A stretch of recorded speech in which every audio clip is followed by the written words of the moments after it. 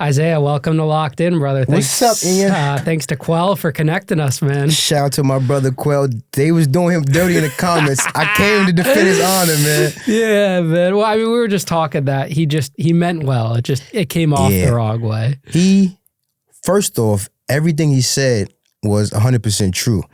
I think he came off a little bit too strong, so the people in the comments kind of got rubbed the wrong way, but that's my brother, and I support everything he said. Yeah, I thought it was a real honest interview from a correctional officer's perspective. You know, I didn't see anything wrong with it. Right. And everyone's entitled to their own opinion. And we have both sides. We equally have inmates that say, you know, guards are terrible and this and that. So it's just the other side of it. You got to have a balance. Exactly. And if you get the insight from anybody, it's important to get it from somebody that knows both sides. He's a young black man that's from the hood. You know, so he knows both sides. You know what I'm saying? So it's like they kind of was going extra hard on him, but he said right. You know what I mean? No, you guys met at Rikers Island too? Yes, okay. I met him at Rikers. Except you weren't an inmate, you were an actual officer. Yeah, I was an actual CO I was in there from 2016 to 2021. Where'd you grow up? Big Queens, New York. Who'd you grow up with? My family, you know, I had my mom in my life. I had my pops in my life. I'm real big on family, so yeah. And any siblings? Yes, I have two sisters, an older brother and a younger brother. Did they go and work for the city at all? No. You were the only one? Yeah, I was the only one. My pops is actually AMCO, so I kind of follow his footsteps. Currently a CO? Yes, he got a year left. At Rikers? At Rikers. You got to tell him to come on the show when he... I will when he retires, though. Okay. I don't think he would do it right now, because, you know... Yeah. How long has he been there for? He came out in 05. Oh, so he's probably seen a lot. Yeah, he's seen... He was there for Leroy. He was there for all the heavy hitters. Yes, he was. Yes, he was. Norman Seabrook. Yep. Were you there when Norman was there? Or was that the end? No. I was there when... I forgot the guy's name. His name was... I forgot his name. So Norman had already been arrested, probably? Yeah, he was done after that. Okay, interesting. Yeah, your dad would be cool to have on the show. Yeah, I could definitely get him. You know what I mean? He got a year left, and then he's up for grabs. So that's allowed to have the father and son work at Rikers? I'm not really sure if it's allowed, but we did it. Okay. You know what I'm saying? And my father, he was a very light guy. You know what I'm saying? So, you know, you could get around anything. You know what I mean? Does he have a high rank there now? No, he's strictly AMCO. He never wanted to move up? Nah, because, you know, as you go up, you get more responsibilities. He like to just go to work, do what he got to do, and that's it. Would he tell you stories when you were a kid? Yes. He told me how it was back in the day. So when I got on the job, I thought it was that way. It was the total opposite. Worse or better?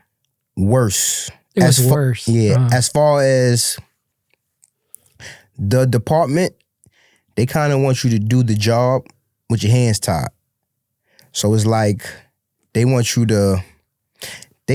near want you to take disrespect every day and not do anything. A lot of red tape. Yeah, it's like, as opposed to back in the day, it was more structure. You know what I mean? So when I came on 2016, it was like the start of the change. You know what I mean? It's like, instead of saying, hey, get the fuck in your cell, it's like, can you please get in your cell? Please get in your cell. Nah, fuck you, CO. But please, I'm asking you, like, that's kind of how they want you to do the job. It's probably a lot like policing, too. I've talked to a lot of old school cops who it's totally different. It's the same way. And listen, don't get me wrong. I'm a young black male. I know there's certain cops that's straight assholes. I get it. But for every one asshole cop, there's 30 good cops. You know what I'm saying? It's just because of content, the bad cops, that shit goes worldwide. you don't see the cops that you was speeding and they stop you and they say, all right, man, go ahead about your day. Those, like, shit like that, that's not, what you would see online. You would see the cops beating your ass.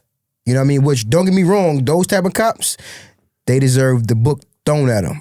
You know what I'm saying? But not every cop is like that. And they also don't show when they do have footage of a cop beating someone up, if that person provoked it or not before. Exactly. Because there are some situations where that happens too. Exactly. And I'm not giving no excuse, because that's still no right to beat somebody's ass as a cop. But at the end of the day, we're all human. I think everybody is entitled to fuck up except for cops. It's like, if you work at McDonald's, everybody at McDonald's has an attitude. If you go to the DMV, everybody in the DMV is an asshole. Cops they are expected to be, in a good mood at all times, do the right thing. You know what I mean? Which, don't get me wrong, they should always attempt to do the right thing, but at the end of the day, people are fucking up. Like, shit happens, you know what I mean? You can't really control how your day goes. Yeah, and you shouldn't treat one the same as, the act based on the actions of another, and that's in any line of work. If you have a bad Starbucks customer service person, you're not going to treat the next one you encounter horribly, right? Because that first one, so it should apply to police officers too. Exactly. So what was it that interested you about corrections to join? Was that like always your career path in mind, or did you want to do something else? Nah, I don't think nobody grows up and saying, yo, I think I want to be a CO. But my dad is such a cool, smooth guy.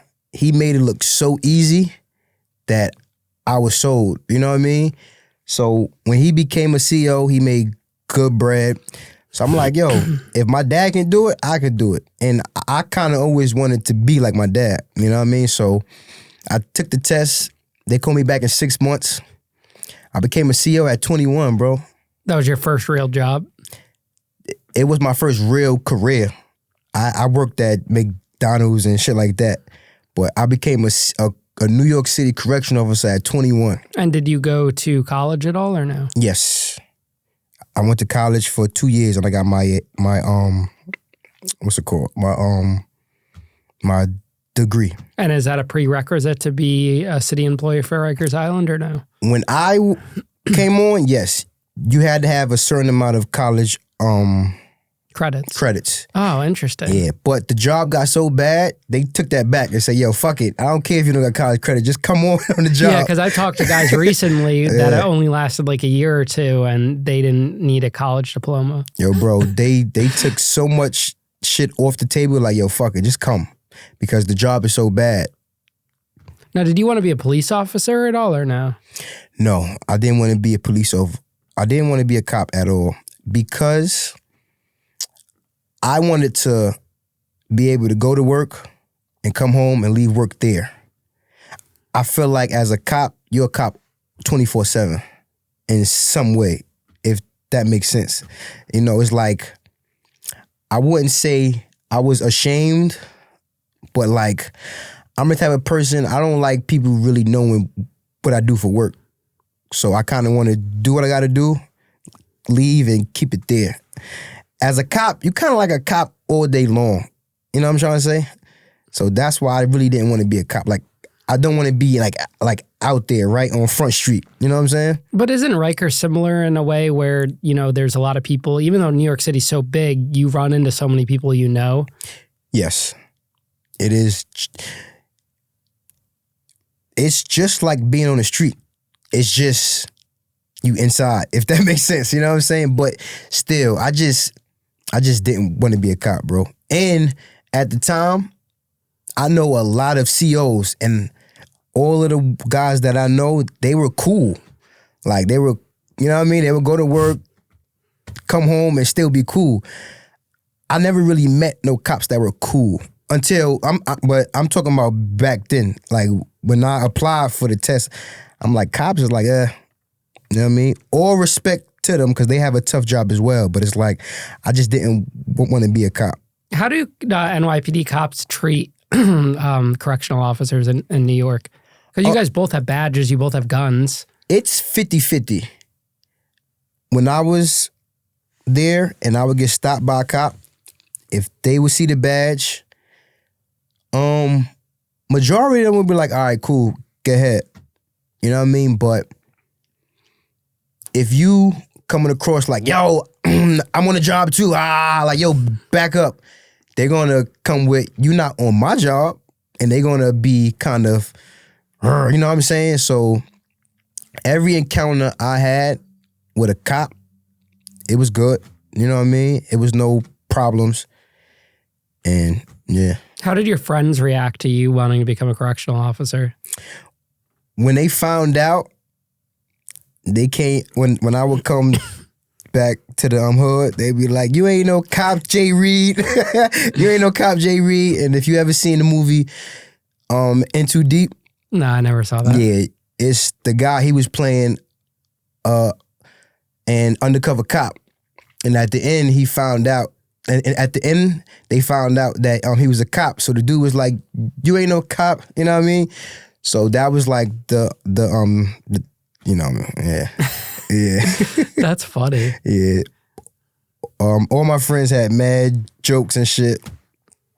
Did a lot of your friends end up in prison or on the streets? Or did they have successful careers? I have 50-50. 50% of my friends are in the street. 50% of my friends are doing the right thing. Do you think that applies to most people growing up in the neighborhood you grew up and in New York City in general? I think so. Like, I'm the type of person, I was always around the bad shit, but I just chose to do the right thing. You know what I'm saying? But I'm still entwined with the guys that do the bad shit. But I just chose to do the right shit. What do you think is the biggest difference for someone like yourself to choose doing the right thing? Because we hear so many people that grow up in the city that choose not to do the right thing and go down that path and grow up in the same environment as you. I think for me, I never wanted to let my parents down. So I chose to do the right thing just because I always wanted to make them proud. You know what I'm saying? So that's why I chose to do the right thing. But being from the hood, it's super easy to get caught up in a whole bunch of shit, bro. Like, I know guys that had everything they wanted as a kid, didn't have to fend for themselves, had food, clothes, and they still chose to do the wrong thing just to fit in. You know what I'm saying? So it's like, it's very easy. It's only two ways. So you got a 50% chance of going the right way and a 50% chance of going the wrong way. You know? So it's very easy to get caught up in the mix. And you, growing up in the hood, you got friends that might get involved in some shit. Like, say you out with a friend and he got beef and he end up fighting. You being from the hood, you gotta help him. So you defending your friend, boom, the next thing you know, the cops come. Now you locked up for assault, all because you wanted to be there, for your friend.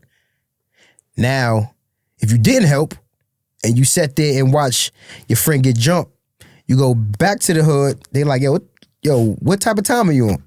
Now you got beef with all your friends because you didn't help. You know what I'm saying? So it's real easy to get caught up in dumb shit. By the grace of God, I skated my whole life not getting into any real shit. What was the test like to get into corrections? The test wasn't hard, but you really had to read.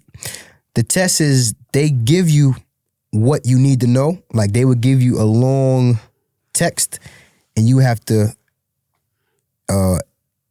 pick what makes sense. So they would say, like, if you see an inmate doing this, you should do this. And then on the next page, they say, what should you do if you see, you know what I'm trying to say? Mm-hmm. So the test is pretty common sense, but you got to read. You gotta read because it's real easy to get caught up. And they ask the same question mad times in a whole bunch of ways. So you really, really gotta read. Are they more like life scenarios rather than actual like corrections, prison type of questions? Like, when you apply for like Target now or Walmart, they have a lot of like life scenarios. I think it's mixed. I think it's that and that. You know what I mean? Mm-hmm. I think it's mixed. I took the test in like 2015, so it's kind of like, but I think it's both. What about the physical training aspect of it? Yes, you have to be in shape. You know what I mean? Don't get me wrong. It's kind of hard to fail. They're going to make sure you get through, but they expect you to be in some type of shape. Yeah, there's a lot of out-of-shape correctional officers. Yeah, they expect you to be in some type of shape. But they need so many employees, bro. They're going to just scoop you through, you know what I mean? Did anyone fail in your class? I didn't see nobody fail, but I seen people not being able to do what was required to do, and they still got through. Kicked through. You know what I mean? So do you think that makes people unprepared for the job when they actually get there? No. I think being in tip-top shape is 5% of the job. That's 5% because girls can do the job. And no disrespect to girls, but come on. A 6'8" guy can beat a 5'4" girl. So being in tip-top shape is 5% of the job. That's a hot topic, how women work in men's correctional facilities and men work in women's correctional facilities. Yeah. What's your take on that? Females, they can definitely do the job. A lot of females that I work with can do the job better than men. The guys that's doing time, they want a female on the floor. So 9 times out of 10, the guys is going to keep cool because they want the female, you know what I'm saying, there. So it's like a girl don't really got to say much. Like guys that's doing time, if they need to do something, a girl can come and say, hey, Smith, can you do that for me? He be like, all right, cool. If a guy come and tell the next guy, hey, Smith, can you, man, you know what I'm trying to say? So girls can really do the job better than men in a lot of ways. So do you think having more female staff is better to help reduce violence and infractions, anything in the prison system? I wouldn't say that. It's a catch-22 because they can be great COs, but at the same time, they can cause a lot of problems too. You know what I mean? If you doing time and you think you caught a vibe with her and she's just doing her job, the next guy feel the need to be disrespectful to her. That guy who thought it was a vibe between him and the girl gonna, you know what I'm saying? And it could be a problem that way. A lot of jealousy. Right. So it's like, it's a catch-22. Do you think male guards or women guards are more corruptible, or is it equal and it doesn't matter based on race? Or gender? From my experience, it's equal. Because a lot of males, they fall victim too. I know a lot of males that brung shit in, and I know a lot of girls that brung shit in too. So I think it's like this.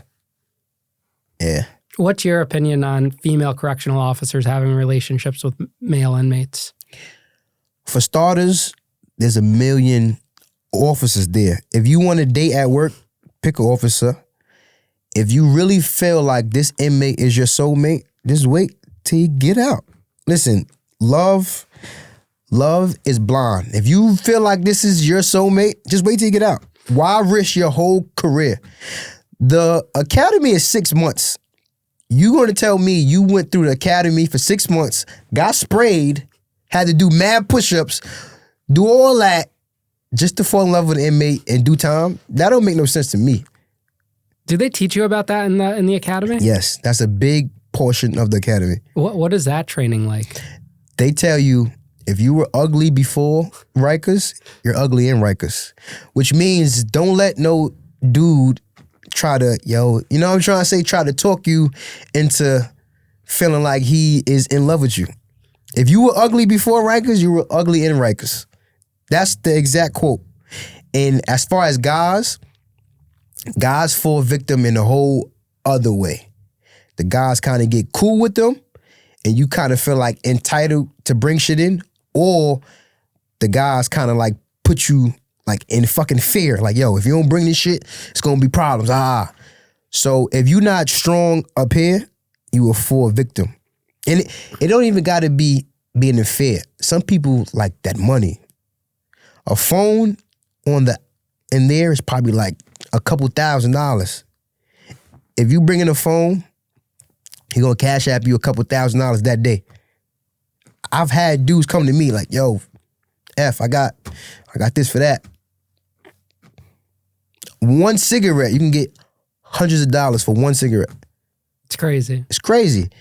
I personally didn't indulge in that, but I've seen a lot of people fall victim. Do you think it goes back to what you were saying about, as a young kid, making the choice to go onto the street life or stay on the straight and narrow? Do you think it applies to that? That's exactly what it applies to, because every inmate is going to approach you. You have that split second to figure out, do I want to go this route or do I want to go this route? And to me, the choice is not hard, but to a lot of people, the choice is super hard. Oh, and it's interesting how some guys will make the choice to not go into street life and then get to Rikers and then decide to join the street life. But that part is crazy. But a lot of COs are from the street. A lot of COs is from the street. Yeah, like blood member, correctional officers, everything like that. Yeah. So how do they get hired? The same way. They just hide that part of their life. Even if they have like gang tattoos or anything like that? When you get on the job, they put you in a room, they make you take off all your clothes, and they take a picture of every tattoo. Oh, as a correctional officer? Yes. So if you have a gang tattoo, is it automatically fired? Or? I mean, I don't have a gang tattoo, so I wouldn't know for sure, but I'm assuming so. But you can explain each tattoo. So they're going to ask you, what does this tattoo mean? If you have big B's on your chest, you could say, my mom died, her name started with a B. You know what I'm saying? You can say anything you want to say. So guys find a way around that. And then there's mad gang members that don't get gang tattoos on them, but still involved. You know what I mean? Yeah. So your first day on the job, what was the biggest surprise, shock to you compared to what your dad had said? My first day on the job. So when you first start, you kind of like with somebody. Like you're not like in the field by yourself. You kind of like with somebody. So I was with this guy, and a guy doing time asked the CO to borrow his pen to write something. The CO was like, yo, don't ever give your pen to these guys because they could use it as a shank, right? When the CO back was turned, the inmate lift up his shirt. He lifted up his shirt and showed me a big shank. He said, yo, bro, if I really wanted to cut you, I would. He lifted the shirt down. That was like, I don't know if it was my first day, but that was my first week. So what do you do in a situation like that? You're brand new. Are you telling on them? Are you snitching them out? You want me to be honest? Yeah. I told the senior officer, I'm like, yo, this guy got a shank on him. He was like, I don't think he did anything, but I felt I did my part by telling him. You know what I mean? I'm like, this guy is my senior CO, so he would know what to do. How did you react when you first came across someone you knew from the street? The first time, it caught me off guard. I'm not gonna lie, I'm like, oh shit. It caught me off guard. But it started to happen so much, I'm like, it just started being a part of, you know what I mean? Do you have to report that? You supposed to. You are supposed to. But I didn't though. Yeah, that's what got thrown me in the shoe for 3 months. Oh, for real? Yeah, the guy reported I used to date his cousin. He came over to my house once for a barbecue. Wow. We weren't even that close. He's such a pussy for that. I know, literally crazy. Yeah, but he was a super cop, come to find out. He had half the guys in the shoe jammed up for cell phones and stuff. Yeah, and as a CO, you never want to be that guy. Yeah. you don't ever want to be a super cop. What was your mentality going in? Like, how did you know what kind of CO you wanted to be? Like I said, I'm a lot like my pops. So my pops is a real chill, smooth guy. So I'm like, if he did it this way for so long, it works. So I just went with that way. I'm like, yo, I'm a cool guy. However, I don't tolerate disrespect. So if you take it there, I'm going to take it there. But nobody that's in that type of field goes to work saying, I want to have a bad day. Everybody wants to have a smooth, good day. So I will come to work with that on my brain, like, yo, let's have a good, smooth day. You know what I mean? It's kind of an art dealing with people that's locked up. It's an art because depending on what mood they're in, you got to adapt to that. If they're happy, adapt to that. If they're mad, you kind of adapt around that. You know what I'm trying to say? Like, because if he's upset, your job as a CO is to find out, okay, how do we turn his mood around? You know what I'm saying? So I would go into the work and I would try to have a great day, bro. A bored day in that job is a good day. If you are bored, that's a good day. That's a great day, actually. Tell us about a time you had a bad day there, maybe one of your first times. I had plenty of bad days, but the ultimate baddest day, if that's a word, was when I got jumped by 6 guys. Is that the video you showed me? Yeah. It's pretty crazy. But the other guards were like standing, well, you explain it. Yeah, I mean, okay, so... Tell us everything that happened. That housing area, they was going outside. So at the time, it was this new thing where inmates had like an ID band. And each checkpoint, they had to scan the thing. So like, if this house is going out, each guy had to scan. Beep, beep. It was so stupid. But, so our depths was like, yo, make sure that they scan, you know, make sure they did scan or, that's the thing about the job. If they want you to do something and you don't do it, they say, yo, we're going to hit you. You're going to get in trouble if you don't do this. Instead of holding the inmates, you know what I'm saying, accountable for what they don't do, if the inmate don't do something, the correction officer is held accountable. So it was these bands, they was like, yo, make sure they scan each time they go in and out. So they was going outside and the guys was playing around like they didn't want to scan. So I'm like, yo, fellas, if y'all not going to scan, y'all not going to wreck. And you know how important going to rec is, you know what I mean? So they just kept playing around, and then it started to get a little tense. I'm like, yo, I'm not opening this gate if y'all don't scan these bands.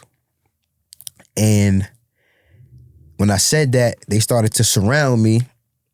And they say, yo, what? Like, yo, people in jail are the toughest people in the world, bro. They say, yo, what? And we had words, and it started getting, you know what I mean? At the time, I'm surrounded, so I'm like, in my head, I'm like, okay, what's my next move? The other correctional officer guy that was there, no disrespect to him, this is in the past, but I kind of had it in my head that he wasn't going to help me. The girl, which she did help me, but at the time I didn't know. So I'm like, I got to kind of plan this out knowing that I might not get help. One of the guys, he flinched at me. So in my head, I'm thinking he just punched me.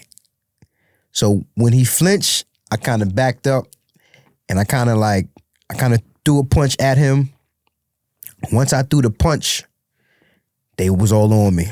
They was all on me after that.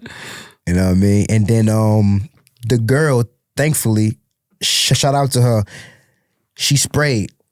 She sprayed and they all kind of dispersed. When they dispersed, I couldn't see anything because she sprayed me in the mix of she sprayed them, but I got sprayed too. So she sprayed and I felt one guy. And I kind of like picked him up and took him to the ground. You know what I mean? And after that, it was over. I couldn't see anything. I'm like, my eyes. And if you ever got sprayed with Mace, bro, it's a type of feeling you can't get used to, bro. I don't care how many times you get sprayed. That feeling, you can't get used to that. How long does it take to readjust your eyes after that? Hours. Sometimes days, bro. Do you have to go to like an eye wash station or something? Or I mean, you just go to the sink. Like, they don't give a fuck about us. You go to the sink, rinse off. If you want, you can go to the doctor, but it's really just time. Time is what gets it out. Did you get hurt at all? Like bruises, marks on your face? I didn't get no marks or no bruises, but I got hurt, if you know what I'm saying. What happens to the inmates in a situation like that? What's supposed to happen, they're supposed to get charged again and rearrested. At the time, gang intel, the guy that was on gang intel, he was pretty hands-on and he was doing what he was supposed to do, but I don't think nothing ended up happening to them. Or I think like 2 got charged, but I can't recall. But I remember seeing them again after I got jumped. And did they go the shoe? That's the thing. There's no box no more. Oh, they got rid of the box completely. Yeah, they been got rid of the box. And these was young kids. So what happens when they just go back into the unit? Pretty much. Do they get locked in their cell? They might get locked down for that day. You know what I mean? But like I said, bro, Rikers Island, it needs a whole restructure, bro. It's super bad right now, bro. Well, it was bad when I was there. I can't speak for right now, but I got friends that's still on the job and they tell me it's the same shit. Like, as a CO, you really don't got no power, bro. You really don't got no power. It's like you caught in between the rock and the hard place. The supervisors want you to do your job by the book. But if you ever walk inside Rikers Island, you can tell from the first step in that it's impossible to do your job by the book. It's impossible, bro. They want you to lock every inmate in by 9 o'clock because that's the time. The cells don't work. How the fuck I'm supposed to lock in 30 people here for murder in the cell when the cells don't work? How you expect me to do that? You know what I mean? They want you to make sure every inmate has a top and a bottom. If the inmate come out of the cell and say, yo, fuck you, I'm not putting this shit on, it's hot. What do you want me to do? Now, you can do your job, but you know what doing your job gonna come with? Getting into a physical altercation. Yo, fam, put your shirt on before we walk out here. No. Put your shirt on. Now you and him going back and forth. He say, yo, suck my dick and haktul and spit in your face. Now you get into a whole situation because you trying to do your job. So, like I said in the beginning, they want you to do your job with your hands tied. And it's damn near impossible, bro. It's damn near impossible, bro. Do you remember the first time you were disrespected and how you handled it? I don't remember the first time I was disrespected because as a CO, you probably get disrespected like 5 times a day. But my first real fight, I remember that. As a CO, back then we had cargos with a side pocket here.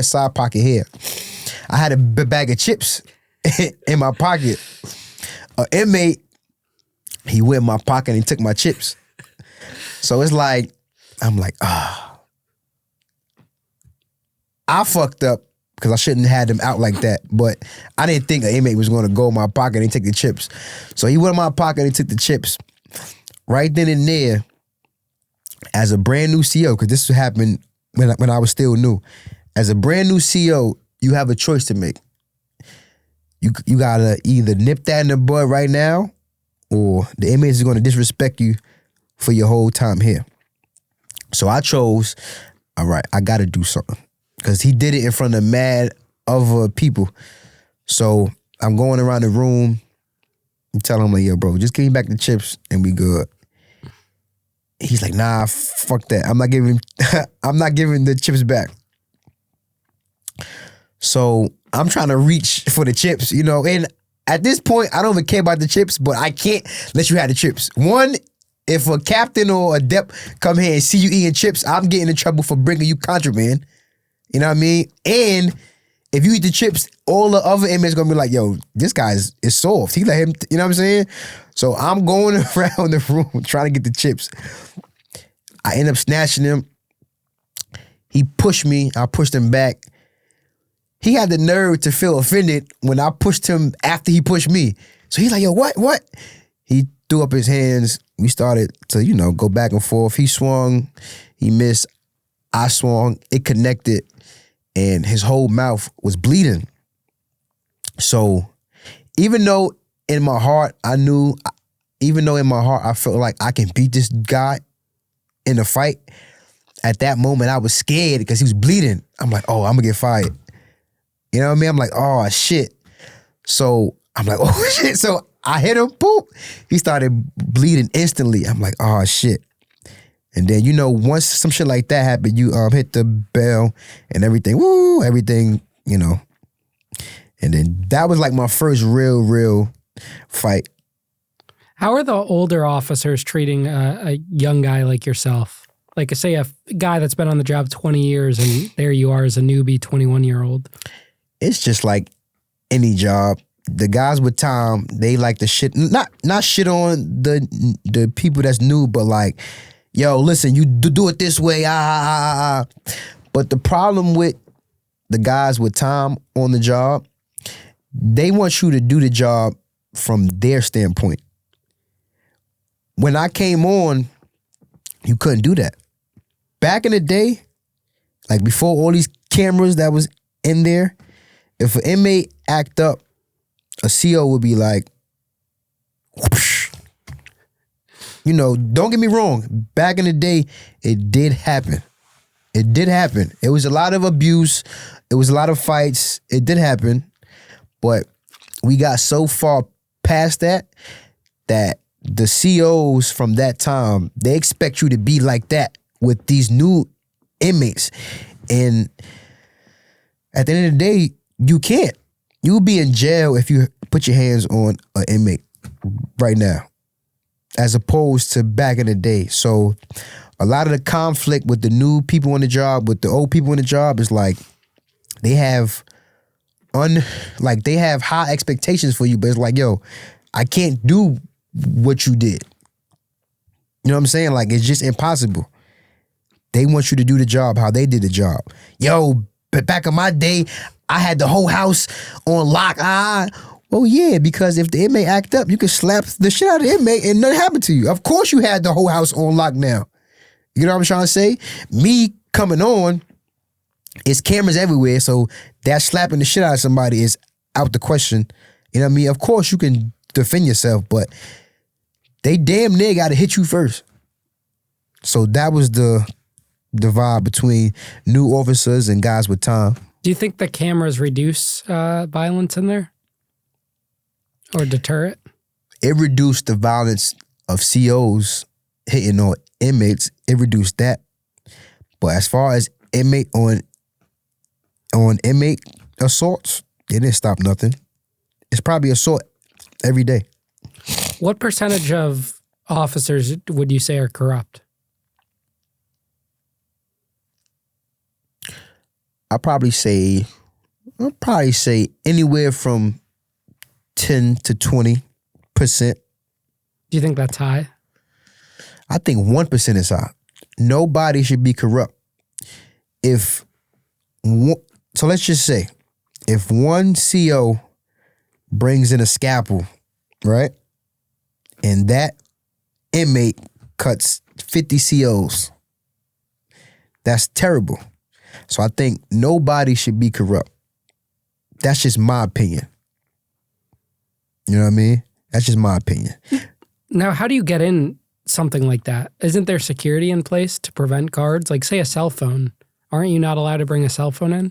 You're not allowed to bring a cell phone in. However, we still got to come into work. So if you come into work with your phone and then you get changed, you already passed the checkpoint. So why don't they stop it at the checkpoint? Because you're supposed to lock it up in your locker. Before the checkpoint. People lock after the checkpoint. So why don't they just confiscate the phone then?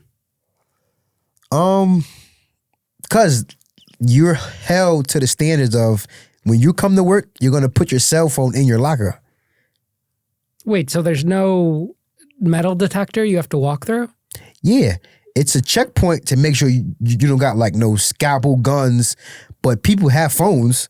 So you're expected to put your phone in your locker. So you're allowed to walk into the building with a cell phone?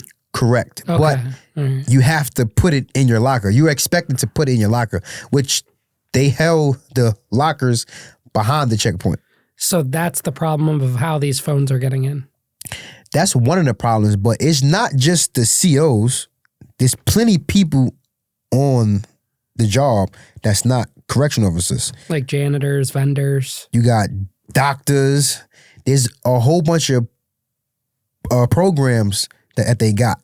So if this house is going to a program, this person is not a CO, but she's running the program. She might bring the phone in. There's so many people on the job that's not COs. Do they go through the same screenings and are they held to the same standard? As far as what, getting on the job or getting through the building? Through the building and then the locker room for phones. Yeah, everybody is held to that. But bro, one thing about jail, bro, where there's a will, there's a way, bro.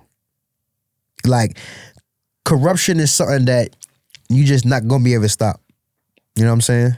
How advanced are the checkpoints? Is it like TSA advanced or is this like a basic, like courthouse lobby checkpoint? You got to put your stuff through the scan shit, and then you got to walk through the the metal detector. Yeah, but if you're not seen with anything, you good. If you don't ring, you good. What was the strangest contraband item you found on someone? Me personally, I didn't find anything strange. I would find a shank or something to smoke, but I never found anything strange. It's either drugs or a shank. That's it. Are you finding a lot of drugs in there? Yeah, it's drugs all over. What is the most popular drug in there? Right now, well, when I was in, it was paper.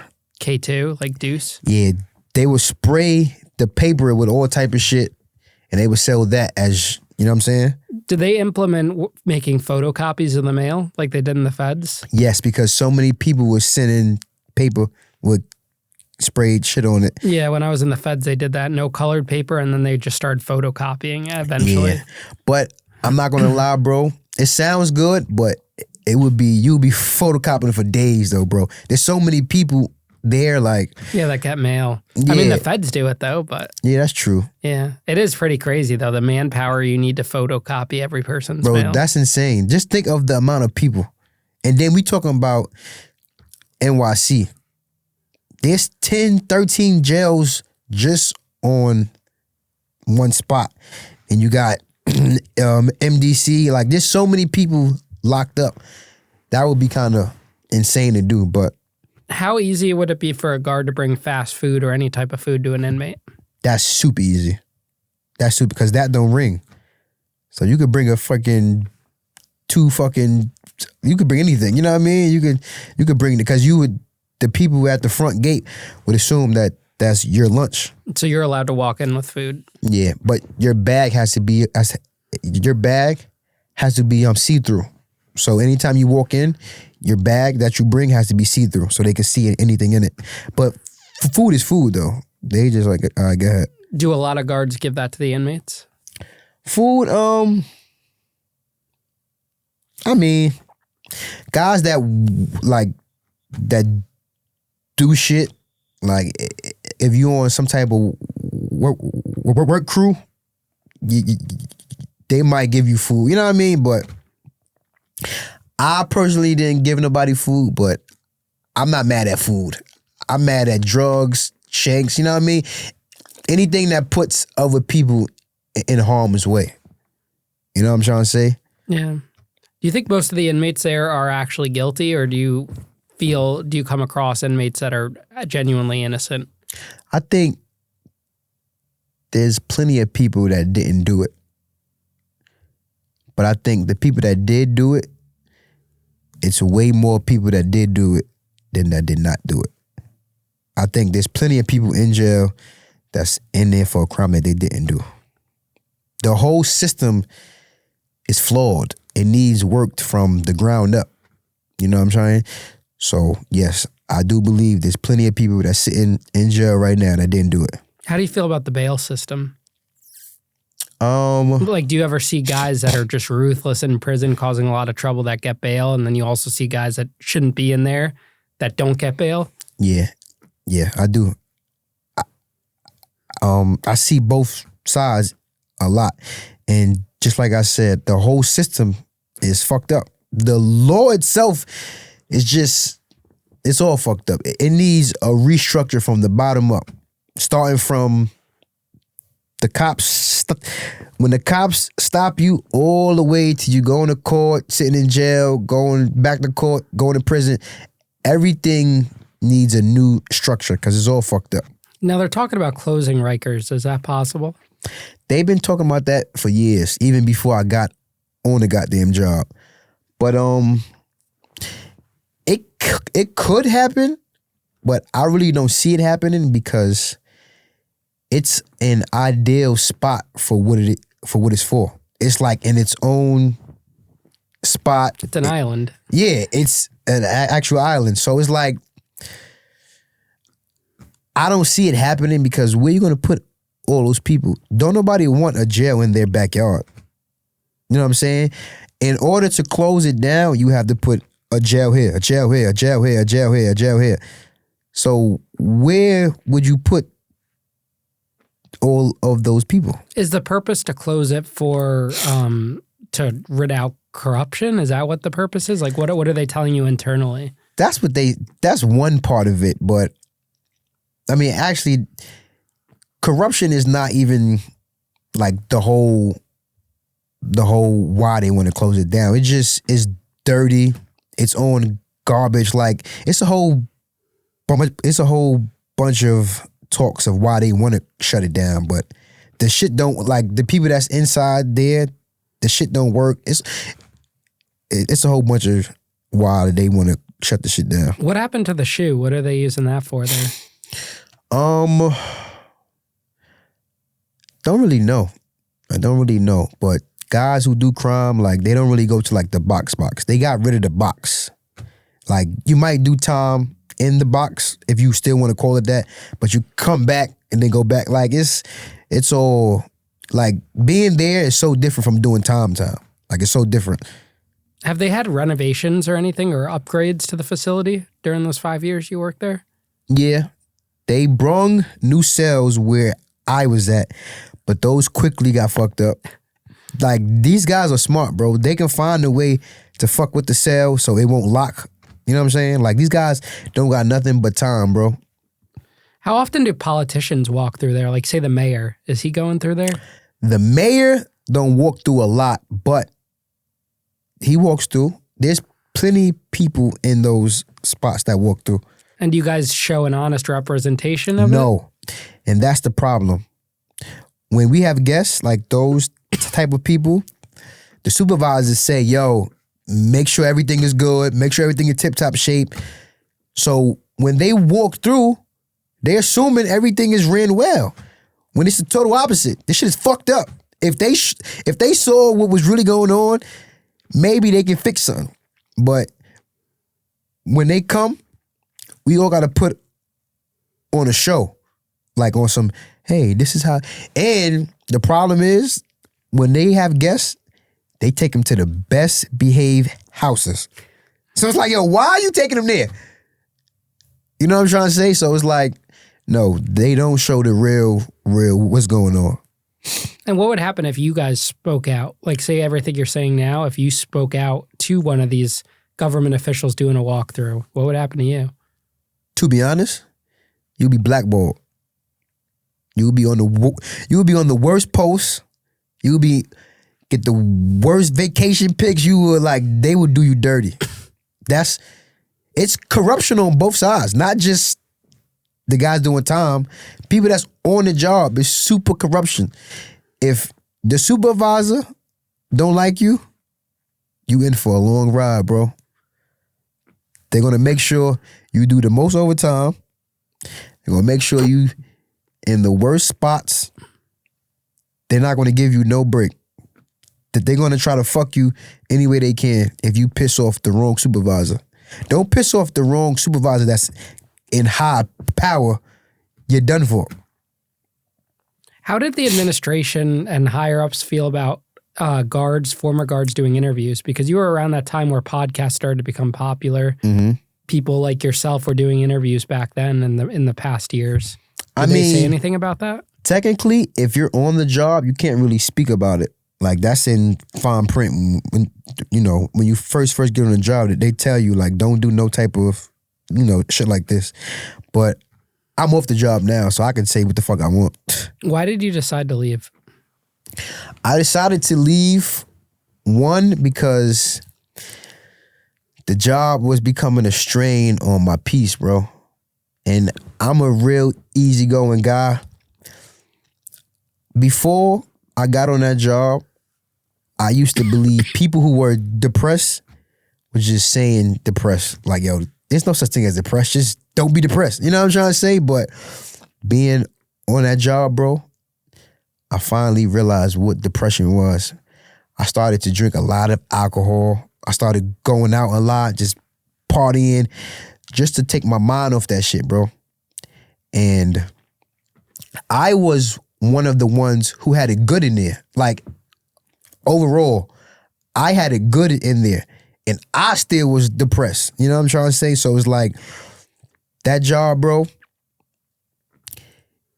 anybody can do it, but it's not for everybody. I got friends now that's about to start. They be like, yo, bro, I'm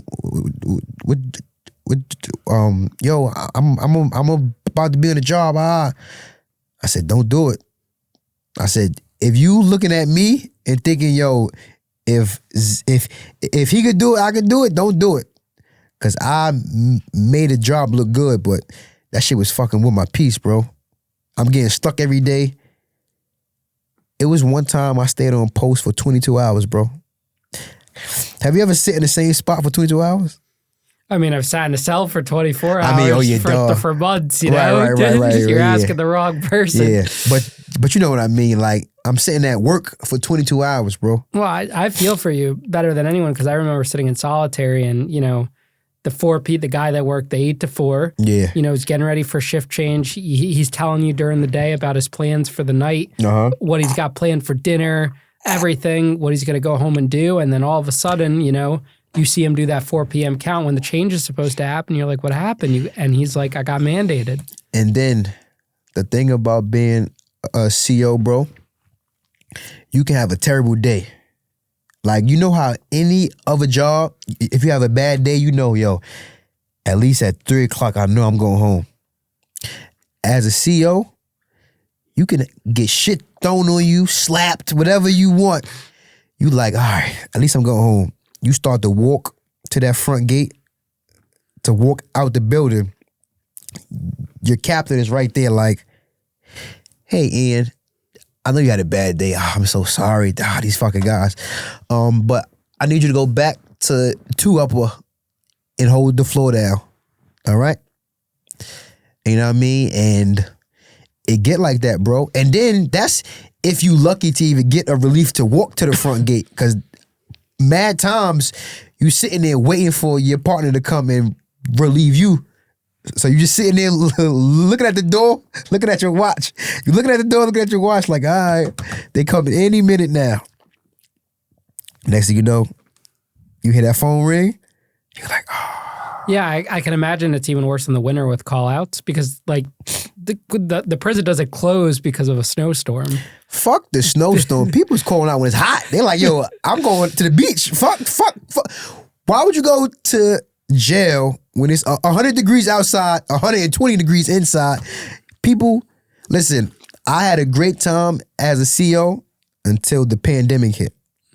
Once the pandemic hit, it got real, Ian. I'm talking about nobody came to work. And then it was at a time where if you had COVID, they allowed you to be off. So it was like people were saying, yo, I got COVID. And they were paying them for it. Yeah. And you know, with those jobs, we have you could be sick for fucking however long you need to be sick for, which is good. It's a city job. Yeah, which is great if you're legit sick. But for those people that's abusing it, it's like you call out, you're leaving your partner there to do 16 hours every day. Did they give you incentive to stay? They'll pay you overtime. That's it. No, during COVID. Did you get a bonus pay? No. And that's how fucked up shit is because everybody got hazard pay except for us. I got it at Whole Foods. See what I'm saying? We got hazard pay. Yo, we got $2 extra or $3 extra. That's insane, bro. And then overtime was double. Bro, that's insane, bro. We in here risking our lives. Not only are we coming to work during COVID, but there's inmates in there that got COVID and we still have to be there. You know what I'm saying? Like, the one thing about being a correctional officer, bro, it's a very thankless job. You know, correctional officers are very forgot about. It's like, yeah, you keeping the streets safe by keeping these guys locked up, but nobody really gives a fuck about you. Like, everybody loves firefighters and cops. Nobody gives a fuck about you guys got a bad rep. Huh? You guys have a bad rep. Yeah, because the bad COs, they outshine the good COs. Like me, I like to look at myself as a good CO. Like, these guys would come to me, we would talk. If these guys want to go to rec, we go to rec. Yo, F, you can make a phone call so I can go in? I got you. Yo, F, I didn't eat when the food came. You think you could go and give me some? I got you. Like, there's plenty of those type of people there. But those people don't get talked about. Well, see, now we have a platform that honors the good ones too. Right. I mean, everyone always honors the bad ones, but we have a mixture of both. We've had corrupt, we've had more good ones than bad ones. Same with more good cops and bad cops on the show. Exactly. And that's why I was super hyped to come here. I'm like, yo, this is a great platform. I love the content, bro. You definitely doing your thing, bro. For real. Yeah, I just think it needs to be a fair side on all. Right. You know, everyone. And that's how you keep an engaged audience throughout. Like, I would never want to alienate cops or alienate correction officers just by only having the bad ones on. Exactly. And that's what I be saying. I'm like, yo, every job, people are allowed to have bad people. You know what I'm trying to say? You go to any job in the world, there's going to be bad apples. It's just when it comes to cops and COs, everybody have to be perfect, which is unfair, bro. What can they do to make the job of a correction officer better, specifically on Rikers? For starters, hiring enough staff that you're not doing overtime back to back to back. That's for starters. Secondly, I may be sounding biased, but pay these guys what they worth, man. You know what I mean? Pay them, give them the bank. Fuck it. Give them the bank. And two, hold inmates accountable, bro. These guys, they assault a CO, don't nothing really take place after that, bro. They just, all right, you go, do what you gotta do, and they come right back to the cell, act like nothing happened, bro. You gotta get more staff, so people are not doing so much overtime. Hold inmates accountable and pay these guys the boatload, bro. I've witnessed what it's like being a CO, bro. They deserve everything they get plus more. Pay these guys the boatload. Cops too. Fuck it. If you protecting the city, bro, give them what they deserve, bro. You know what I mean?